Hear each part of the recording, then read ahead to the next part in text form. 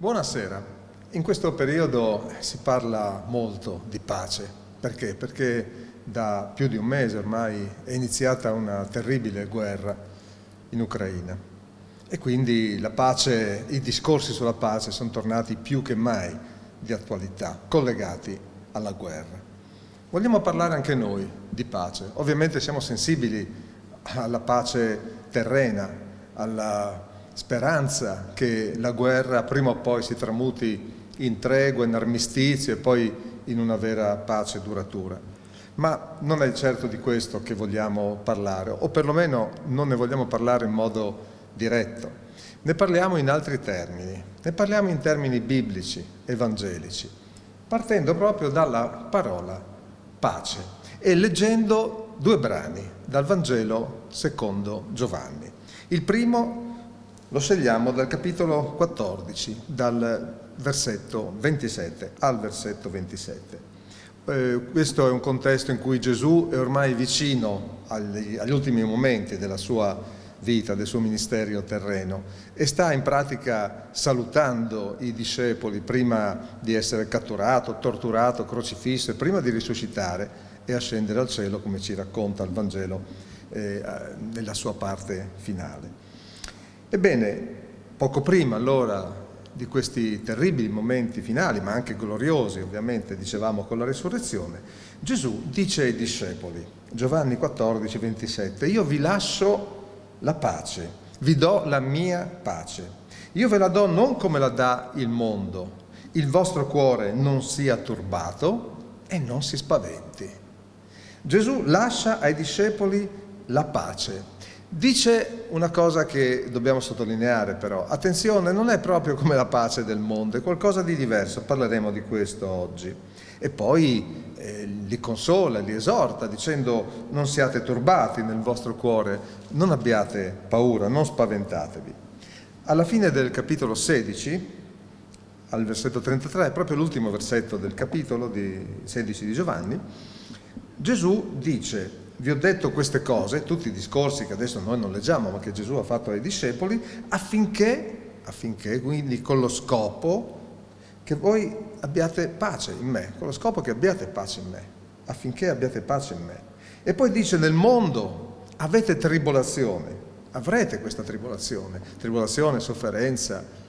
Gesù non è mai venuto qui a prometterci che nel mondo ci saranno le guerre, ci saranno i conflitti, non ci sarà più odio. No, purtroppo tutto questo Gesù lo sapeva, sarebbe continuato, sta continuando, lo vediamo ancora oggi e non soltanto in questa recente guerra, sia chiaro. E allora dice: nel mondo sì, avrete sempre tribolazioni, ma fatevi coraggio. Io, dice Gesù, ho vinto il mondo. Non l'ha vinto con le armi, non l'ha vinto con le bombe, non l'ha vinto con i bombardamenti aerei o con la bomba nucleare, no, assolutamente no. È un altro il modo in cui Gesù ha vinto il mondo. Di questo appunto oggi parliamo. E allora vediamo alcune cose che ci possono veramente indirizzare a questa pace diversa dalla pace che cercano normalmente gli uomini, che però è collegata anche alla pace umana, è collegata con essa. Le due cose sono distinte ma anche connesse al tempo stesso. Leggiamo per cominciare un brano dall'Antico Testamento, o meglio, adesso dei primi punti che vedremo in questa slide, ne vedremo 3 dall'Antico Testamento, 3 dal Nuovo Testamento. I primi 3 dallo stesso profeta, è un grande profeta, forse il più grande profeta dell'Antico Testamento, come minimo è il più citato, il più ricordato poi nel Nuovo Testamento. Isaia. Isaia visse più di 7 secoli avanti Cristo, nel senso che era nell'8° secolo, quindi 700 e rotti anni avanti Cristo, quindi lontano da Gesù. Eppure, pur essendo un profeta che come tutti i profeti pensava in primo luogo alla realtà del suo tempo, al popolo di Dio in quell'epoca, come tutti i profeti anche lanciava sempre delle visioni future, faceva delle profezie anche sul futuro. Ebbene, in questo miscuglio di interesse per la vita contingente del suo tempo, per le vicende della sua epoca, come è giusto che sia, e ciò che si sarebbe un giorno realizzato in futuro, a un certo punto, al capitolo 27 del suo libro, al versetto 5, Isaia porta la parola di Dio e Dio quindi dice tramite questo profeta così: l'uomo dovrebbe aggrapparsi alla mia forza, dice Dio, il profeta porta la parola di Dio, per fare pace con me. Sì, per fare pace con me. Qua c'è Dio che attraverso il profeta chiede all'uomo, agli uomini, agli esseri umani tutti, di fare pace con lui. E questa è una cosa a cui pensiamo molto di meno, no? Rispetto alle guerre e ai conflitti terreni. Si parla sempre di pace, adesso ci arriviamo, diciamo così, mi esprimo in questo modo, in orizzontale, fra di noi. Ma la prima cosa che la parola di Dio pone la nostra attenzione è la pace, chiamiamola sempre così, mi capite, in verticale, fra noi e Dio, fra l'uomo e Dio. E allora l'esortazione qua è molto precisa: non dovreste piuttosto per prima cosa fare pace con me, dice aggrapparsi alla mia forza, aggrapparsi a me e poi fare pace con me, pace con Dio. E molti diranno: ma io non sono in guerra con Dio. Qualcuno dirà anche di esserlo magari, qualcuno dirà che Dio neanche esiste e qualcuno dirà: ma io non mi accorgo di essere in guerra, in conflitto con Dio. Attenzione, perché il concetto di conflitto e di guerra è in realtà molto più vasto di quello che noi generalmente crediamo. Ecco, siamo, mentre parlo, nel periodo della guerra in Ucraina e noi per guerra intendiamo quello. Sicuramente è una guerra nel senso più classico del termine, ma se ci pensiamo bene, la guerra c'è sempre fra gli uomini, a diversi livelli, in diversi campi, con diverse armi, in molte diverse situazioni, spesso apparentemente pacifiche, cioè non ci sono bazooka, carri armati, bombardamenti, ma gli uomini sono in guerra. Gli uomini sono in guerra spesso in famiglia, sono in guerra spesso nel posto di lavoro, sono in guerra spesso semplicemente per le strade della città, sono in guerra in tutti i campi della loro vita, in un condominio. Ci sono piccole, grandi guerre, odi, avversioni, momenti di gravissima tensione, dispetti che si fanno agli altri, o addirittura cercare di rovinare la vita agli altri, competizioni sfrenate. Siamo in guerra, sempre, spesso, troppo spesso. Poi ci sono queste guerre eclatanti, queste guerre che ovviamente non vogliamo paragonare a un litigio di condominio, mi capite, ma che non fanno altro che dimostrare su più larga scala, a un più alto livello, a un livello altissimo di tragicità, quella guerra che alla fine è sottesa in tutte le vicende umane. E c'è una guerra che gli uomini intentano anche a Dio, dichiarano anche a Dio. La possono dichiarare in vari modi, con una ostilità latente, con una indifferenza che sa molto anche di disprezzo, molte volte, oppure in modo più aperto con l'ingiuria, con la bestemmia, o anche semplicemente col dissenso rispetto a Dio, o accusandolo dei mali del mondo. Siamo spesso in tensione con Dio, in guerra, mi capite, con Dio. E allora Dio dice: venite, fate pace con me.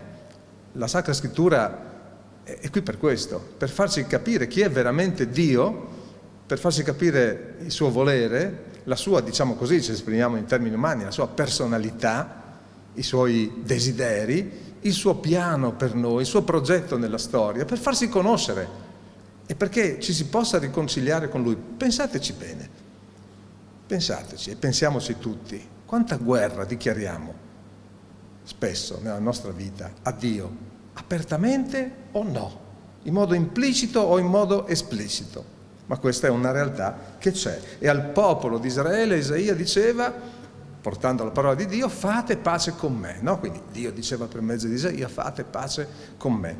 Andiamo avanti, ci torniamo su questo, perché l'altra cosa che dice poi Isaia, se andiamo adesso, allora abbiamo visto questo brano, la priorità, no? La priorità è questa, la pace, come l'ho chiamata, in verticale, Isaia 27, 5, sia chiaro, per ognuno di questi concetti potrei trovare molti passi biblici, chiaramente per brevità ne scelgo uno per volta.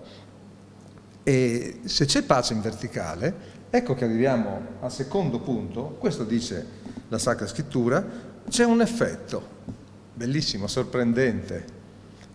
la possibilità di una pace in orizzontale, cioè fra gli uomini. Qui voglio leggervi un brano sempre da Isaia, capitolo 48, versetto 18, quando a un certo punto Dio, per mezzo sempre del profeta, dice al suo popolo: se tu avessi prestato attenzione ai miei comandamenti, la tua pace ora sarebbe come un fiume e la tua giustizia come le onde del mare. Sta dicendo: io volevo che tu facessi pace con me affinché poi potessi avere pace all'interno del popolo, fra la gente, poteste avere pace fra di voi, e questa pace sarebbe stata come un fiume, quando arriva il fiume nella sua piena, no? che porta tutta l'acqua possibile, quindi anche la vita.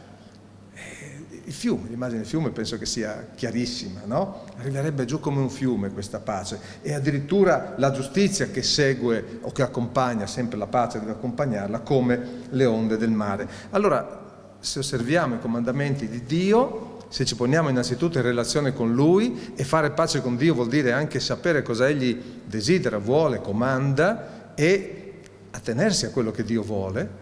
Se noi facciamo questo, come conseguenza può arrivare un fiume di pace fra gli uomini. Molto spesso gli uomini vogliono far pace, o dicono di voler far pace fra di loro, e non sono in pace con Dio. È molto difficile che questo avvenga. Queste paci umane sono più che altro tregue, assenza di guerra violenta, assenza di una guerra dichiarata ed esplicita. Ma è molto diverso. Pace e tregua, pace e assenza di guerra, sono due cose molto diverse. Allora la priorità è la pace in verticale, quella che dobbiamo trovare ciascuno di noi con Dio. L'effetto, la pace fra gli uomini, in orizzontale. E adesso veniamo a un'altra profezia di Isaia. Andiamo ancora un po' avanti. Al capitolo 53 del libro di Isaia noi troviamo un celebre, per chi studia la Bibbia, per chi non la studia non lo sarà, ma spero che lo diventi, un celebre capitolo di questo libro che è tutto rivolto al futuro, all'epoca messianica. Quindi nella lettura cristiana della Bibbia questo è palesemente un contesto appunto messianico che addita, indirizza all'epoca del Messia, all'epoca di Cristo. E si parla chiaramente, rimarrete sorpresi se lo leggerete tutto in parallelo con quello che accade nei Vangeli con la passione di Cristo, perché vedrete che quello che è successo a Cristo, che è raccontato nei Vangeli, nei suoi giorni di passione, dicevamo la cattura, il processo, finto processo, la condanna, la morte, eccetera, è già descritto qui, anche il suo riprendersi la vita dopo la morte, anche la sua resurrezione. Io vi invito a leggere questo bellissimo capitolo, Isaia 53, ma leggo solo un brano. Una delle varie profezie contenute in questo capitolo di Isaia è questa. Parla del Messia come uno trafitto a causa delle nostre trasgressioni, quando si dice Gesù è morto per i nostri peccati, trafitto, quindi colpito, ucciso per le nostre trasgressioni, schiacciato per le nostre iniquità, a causa delle nostre iniquità. Il castigo, dice Isaia, per cui adesso noi abbiamo la pace è ricaduto su di lui, e grazie alle sue lividure noi siamo stati guariti. Questa è una chiarissima profezia sul sacrificio di Cristo, che sale sulla croce per compiere un sacrificio a favore nostro, per caricarsi dei nostri peccati e per incitarci, invogliarci a fare pace con Dio. Ci fa vedere che Dio vuole la pace con noi, e la sua offerta di pace è chiara, è netta, è precisa. Noi stiamo vedendo anche in questi giorni, no? Si parla di cercare degli accordi, si parla di trattative di pace. E che cosa fanno gli uomini? Più parlano di trattative di pace, più incrementano la guerra. Perché? Per arrivare su un eventuale tavolo di pace forti, facendo vedere che possono distruggerti anche, che possono causarti infiniti danni. Bisogna arrivare al tavolo delle trattative con la maggior forza possibile. E quindi non è paradossale in quest'ottica che in vista di una pace si faccia sempre più guerra, per arrivare lì e ottenere il massimo da quella pace, per far vedere il pugno di ferro. Non è così che ha fatto Dio, che pure avrebbe potuto fare molto di peggio. Dio arriva al tavolo della pace con noi, dando il suo figliuolo, facendolo morire come un agnello condotto al macello, che non reagisce neppure, a farci vedere la sua disponibilità. Arriva debole, diciamo così, alle trattative di pace con noi. Arriva facendoci vedere la sua mansuetudine, la sua piena disponibilità e facendoci vedere il suo amore. Gesù che porta sul suo corpo, porta i nostri peccati. Si carica delle nostre trasgressioni. Grazie alle sue lividure, alle sue ferite, noi possiamo adesso essere guariti. Ecco qua, il sacrificio di Cristo. Allora abbiamo visto la priorità, dobbiamo fare pace con Dio. L'effetto, la pace fra gli uomini. Il sacrificio di Cristo che ci consente la pace con Dio e apre le porte alla pace con gli uomini, perché chi è stato perdonato da Dio, come può non essere disponibile verso gli altri? Questo è il ragionamento che troviamo nel Vangelo. Una volta che Dio ha misericordia con noi e ci offre tutta la sua disponibilità, come possiamo poi noi non fare altrettanto con gli altri, con i nostri fratelli, con il resto dell'umanità? Eccoci qua ai primi 3 punti, ma proseguiamo. Vi dicevo, dopo questi 3 punti dell'Antico Testamento, 3 dal Nuovo Testamento.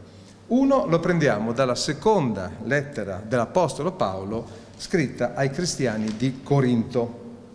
Siamo ovviamente nell'epoca di Paolo, quindi è il primo secolo d.C.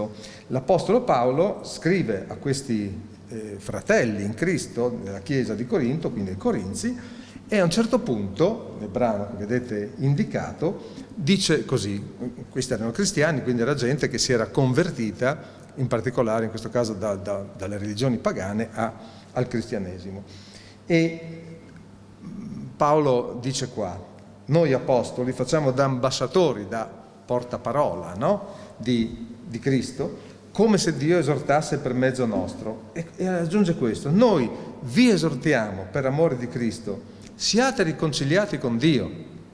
Ecco, essere cristiani vuol dire ricercare continuamente questa nostra conciliazione e riconciliazione con Dio.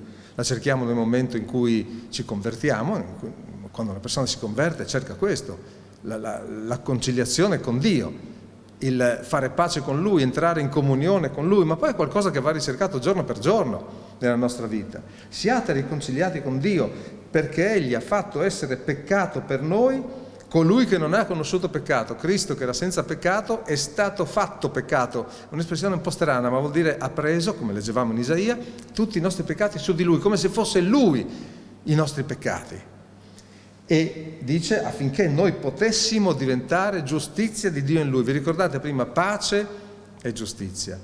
La giustizia di Dio passa attraverso la croce di Cristo, il suo sacrificio e il nostro trattato di pace, la firma del trattato di pace con Dio. E allora rileggiamo: vi esortiamo per amore di Cristo, è un modo un po' per dire vi scongiuriamo, siate riconciliati con Dio, perché Egli ha fatto essere peccato colui che non ha conosciuto peccato, cioè che non ha mai peccato, Cristo, affinché noi potessimo diventare in Cristo giustizia agli occhi di Dio, noi che siamo peccatori, e lo vediamo giorno per giorno, perché sempre ci lamentiamo che il mondo va male, delle disgrazie che ci sono nel mondo, ma tutti arrechiamo il nostro contributo a questo, chi più, chi meno, chi in un modo e chi nell'altro.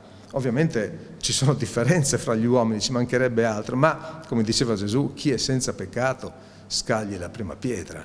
Chi di noi può dirsi perfettamente a posto davanti a Dio?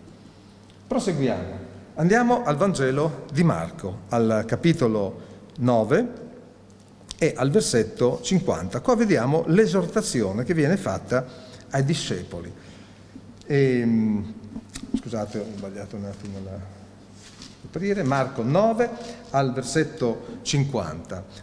Forse saprete che spesso Gesù usava la metafora, il simbolo del sale, no? E qua dice il sale che deve salare qualcosa perché abbia un senso. Se il sale non sala, lo butti via, che cosa serve, no? E allora qua Gesù dice: il sale è buono, ma se il sale diventa insipido, con che cosa gli darete sapore? Sta dicendo ai suoi discepoli: voi dovete essere, come dice in un altro brano, il sale della terra, coloro che danno quel qualcosa in più e di diverso, che portano anche, certo, quella pace di Dio, non come la dà il mondo, ma come la sa dare veramente Dio.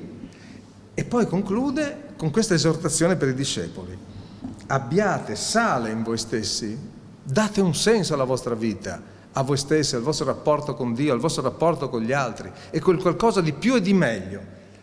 e state in pace gli uni con gli altri. Se diamo la giusta direzione al nostro rapporto con Dio, la diamo al nostro rapporto con gli altri. E allora portiamo veramente quel qualcosa di più e di meglio, grazie a Dio.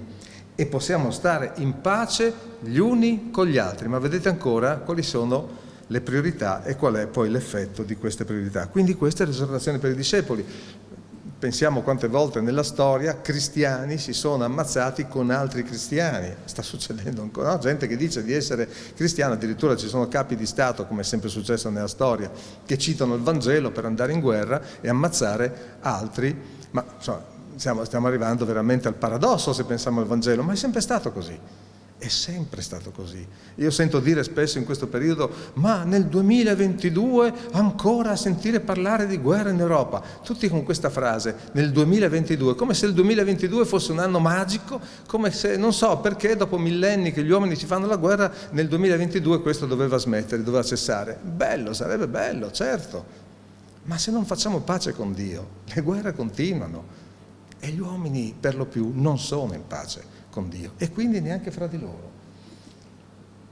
Leggiamo quest'ultimo brano di questa parte adesso, tornando all'Apostolo Paolo. In Marco quindi era Gesù ovviamente che parlava, l'abbiamo detto, e qua nella lettera scritta ai cristiani della città di Filippi all'epoca, al capitolo 4. Siamo verso la conclusione di questa lettera scritta da Paolo ai Filippesi. Al versetto 4 dice così: rallegratevi continuamente nel Signore. Lo ripeto ancora, rallegratevi. La vostra mansuetudine sia nota a tutti gli uomini. Il Signore è vicino. A noi sembra lontano quando capitano cose orribili, ma in realtà il Signore c'è. Siamo noi che lo teniamo fuori dalla porta, che non lo facciamo entrare nella nostra vita, nelle considerazioni, nelle questioni del mondo. Se lo facessimo ce ne accorgeremmo, gli esiti, gli effetti sarebbero meravigliosi. Il Signore è vicino, ma se noi chiudiamo la porta o non l'apriamo mai, o non lo consideriamo, o addirittura ce l'abbiamo con Lui, o imputiamo a Lui le conseguenze dei nostri peccati e delle nostre azioni malvagie o delle nostre indifferenze, è chiaro che non potremmo scoprire la presenza del Signore. Qua dice il Signore è vicino e aggiunge: non state in ansietà per alcuna cosa, ma in ogni cosa le vostre richieste siano rese note a Dio mediante preghiera e supplica con ringraziamento. E la pace di Dio, ecco qua, che sopravanza ogni intelligenza, che è qualcosa che va al di là anche della razionalità. La pace è qualcosa di molto di più di un ragionamento, è chiaro. Possiamo fare dei ragionamenti, ma non ci bastano, ci vuole qualcosa di più. E questa è la pace di Dio che sopravanza, va al di là di ogni nostra possibile intelligenza, custodirà i vostri cuori e le vostre menti in Cristo Gesù. Custodirà i vostri cuori e le vostre menti in Cristo Gesù. Abbiamo la possibilità di essere in pace con Dio e di trovare pace dentro, come vedete scritto, trovare pace dentro di noi. La pace dentro di noi deriva da tutto quello che abbiamo detto. E la medicina è questa, cercare il Signore. Rallegratevi del continuo nel Signore. Ma pensate voi che i cristiani di Filippi e in generale quelli del primo secolo d.C. non avessero motivi di angoscia, di timore, di paura, di disperazione alle volte, di inquietudine? Ma certo, la vita era dura anche allora, forse anche di più in molti casi. Guerre ce n'erano, disordini sociali ce n'erano, povertà ce n'era, conflitti di ogni genere, ma ce n'erano, quanti ne volete? Quando studiamo un libro di storia, un manuale di storia, qual è la prima cosa che ci colpisce? Guerre, conflitti, carestie, problemi di ogni genere. E diciamo, ma che storia è quella dell'uomo? Certo, non è solo questo, ma questo ne è una grande parte. E anche all'epoca, eppure dice rallegratevi. Nel Signore possiamo trovare motivo di gioia. Vi lascio la pace, vi do la mia pace, non come il mondo la dà, non ragionando secondo i criteri del mondo. Certo, si guarda un telegiornale e non c'è niente da rallegrarsi, più delle volte, lo sappiamo. Eppure anche in questo trovare la pace in noi, che non vuol dire estranearsi dal mondo, assolutamente, ma avere una visuale diversa. Quello che la Scrittura ci dà è che noi vi invitiamo a scoprire con noi. Non è che vi vogliamo dire tutto questa sera, ci mancherebbe altro. È un invito allo studio delle Scritture e a riavvicinarci, a riconoscere Dio. La pace che sopravanza ogni intelligenza custodirà i vostri cuori e le vostre menti in Cristo Gesù. Ecco che allora, stasera utilizziamo parecchio l'Apostolo Paolo, scrivendo ai cristiani di Roma, quindi ai Romani, al capitolo 10, al versetto 15, così uniamo un po' l'Antico e il Nuovo Testamento che abbiamo visto oggi nella Bibbia. Al versetto 15, siamo a Romani, capitolo 10, versetto 15, lettera ai Romani, Paolo riprende un brano di Isaia. Vi ricordate che siamo partiti con Isaia? Ecco che Isaia viene citato più di 7 secoli dopo da Paolo, che prende un suo versetto e lo introduce qua in un momento in cui parla della predicazione, della diffusione del Vangelo. E dice, come sta scritto, dice Paolo, come sta scritto dove? Nel libro di Isaia, quanto sono belli i piedi di coloro che annunciano la pace, che annunciano buone novelle. In termine Vangelo, Evangelion dal greco, e il greco, poi noi abbiamo traslitterato in Vangelo, ma la traduzione del termine greco è buona novella, buona notizia. Vangelo significa buona notizia, è una buona notizia, ci fa piacere ricevere finalmente una buona notizia.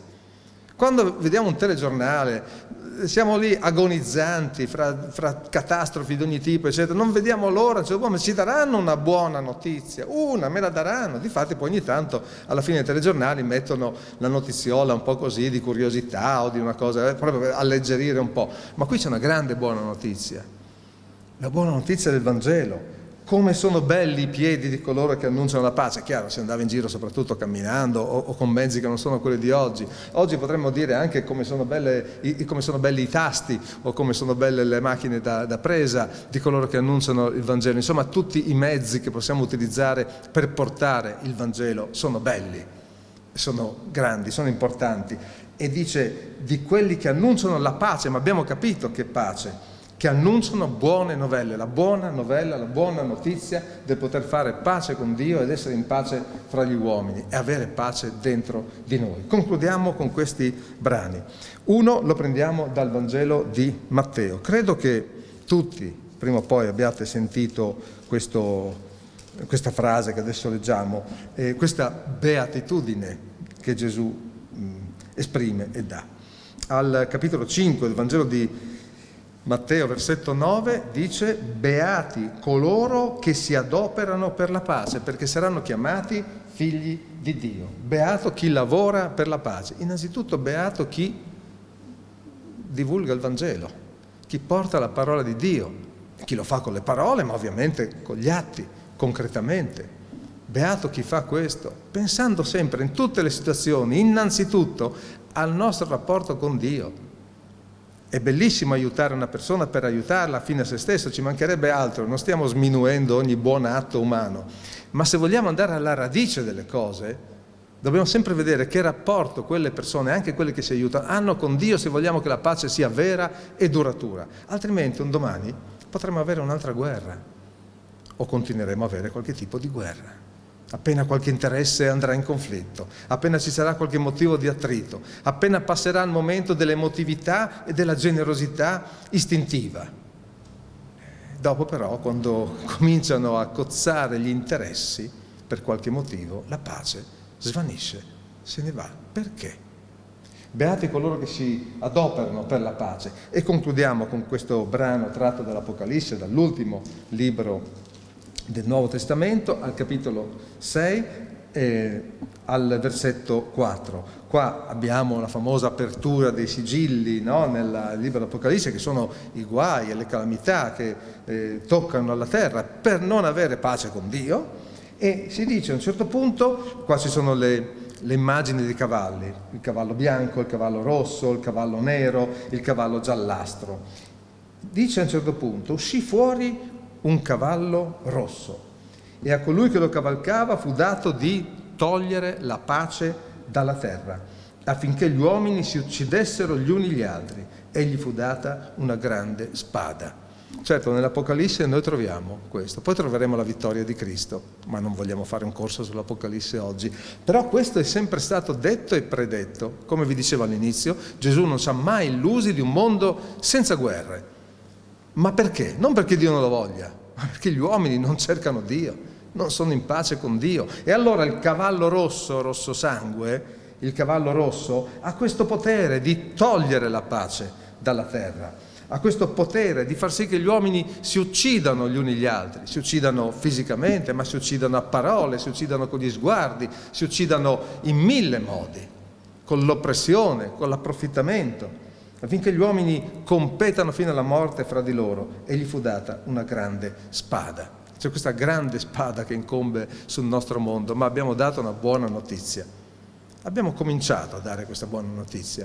C'è la possibilità della pace, di una pace vera, duratura, con Dio, con gli uomini, dentro di noi, e quindi anche di una pace eterna, di una pace futura, dopo questa vita, perché solo chi avrà lavorato per la pace qui potrà avere pace dopo. Questo insegna il Vangelo. Gesù diceva: vi do la pace non come la dà il mondo, nel mondo avrete tribolazione, ma in me avrete invece questa pace. Noi speriamo di avervi incuriosito, invogliato ad aprire la Sacra Scrittura, a riscoprire un Vangelo, se volete ovviamente a farlo con noi. Saremo felici di questo, siamo ovviamente disponibili, ma l'importante è che, se ancora non l'avete fatto, vi vogliate avvicinare al Vangelo, o riprendere in mano un Vangelo, o vederlo ancora meglio di quanto magari avete fatto fino ad oggi. Se siamo riusciti a darvi questo stimolo, siamo già felici, ovviamente. Grazie e pace a tutti.